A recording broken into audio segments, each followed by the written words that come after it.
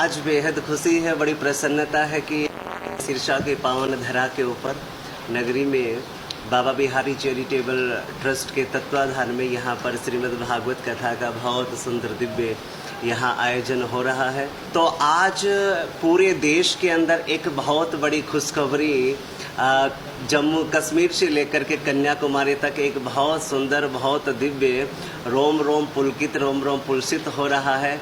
और एक भारत सरकार ने ऐतिहासिक कदम उठाया कि अनुच्छेद 370 और 35A भारत से बिल्कुल ख़त्म कर दिया है, कश्मीर से ख़त्म कर दिया है।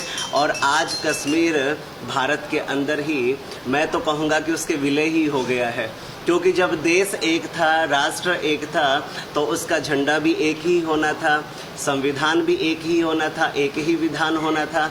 और अखिल भारतीय धर्म सभा शुरू से ही धारा 370, अनुच्छेद 370, 35A का पुरजोर विरोध करती आई है।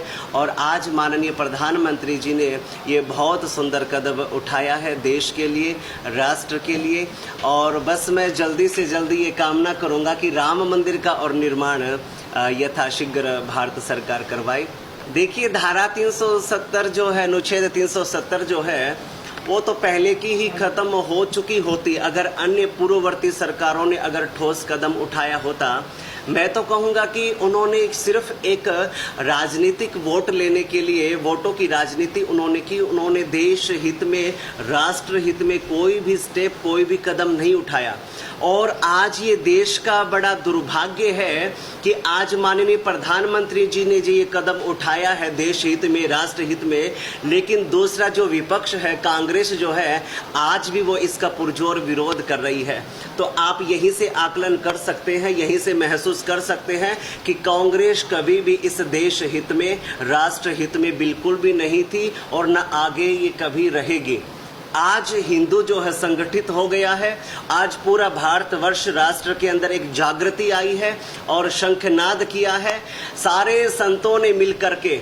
क्योंकि जो ये आज की जो राजनीति है, आज का जो भारत सरकार जो है, ये धर्म को अपने साथ लेकर के चल रही है। सबसे बड़ी खुशी की बात ये है, अगर हम धर्म को साथ में लेकर के चलेंगे, सत्य को अगर हम साथ में लेकर के चलेंगे, नीति और न्याय को अगर हम साथ में लेकर के चलेंगे, तो फिर से ये देश आकाश की बुलंदियों को छुएगा, फिर से विश्व गुरु के पद पर सुशोभित होगा और फिर से ये भारत सोने की चिड़िया बन जाएगा। पड़ोसी मुल्क में तो चिल्लाहट ज़्यादा रहेगी ही, क्योंकि अब पहले कश्मीर के ऊपर राग आलापता था पाकिस्तान ने अभी मध्यस्थता करने के लिए अमेरिका को कहा, लेकिन ट्रंप ने बिल्कुल मना कर दिया। और चीन ने भी खुल करके नहीं आया, चीन ने भी मना कर दिया है कि ये आपका आपसी मामला है और इसको आप आराम से सुलटाएंगे तो ये अच्छा रहेगा, हम इसमें कोई भी हस्तक्षेप नहीं करेंगे।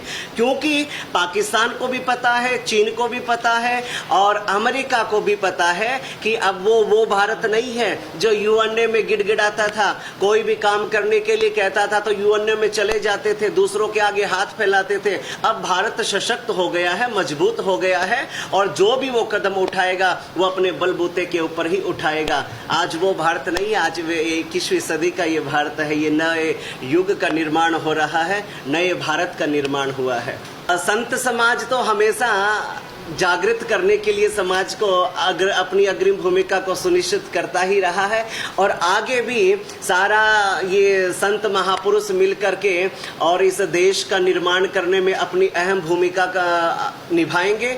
और राम मंदिर का निर्माण के लिए बस हमारा 2 उद्देश्य मुख्य रूप से है। धारा 370 खत्म हो गई है, अब राम मंदिर का भी निर्माण हो और जनसंख्या नियंत्रण का कानून इस देश के अंदर बनना चाहिए। मैं ये माननीय प्रधानमंत्री जी से यहाँ से आज प्रेस कॉन्फ्रेंस के माध्यम से ये संदेश देना चाहूँगा कि हमारी 2 मांगे हैं। एक तो राम जन्मभूमि के अंदर राम मंदिर का निर्माण हो और दूसरा जनसंख्या नियंत्रण का कानून बनना चाहिए।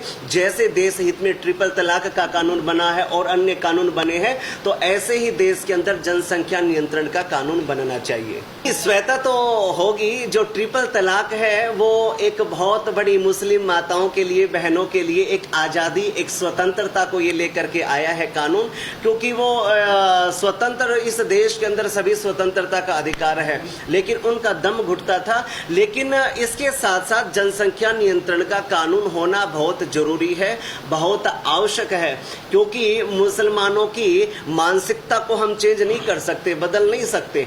वो कहेंगे कि हम 5 और हमारे 25, उनका तो वही सिस्टम रहेगा। और जब तक एक कानून नहीं बनेगा, चाहे वो हिंदू हो चाहे वो मुसलमान हो, तब तक हिंदुओं का मार्ग प्रशस्त नहीं हो सकता। इसलिए जनसंख्या नियंत्रण कानून बनना ही चाहिए।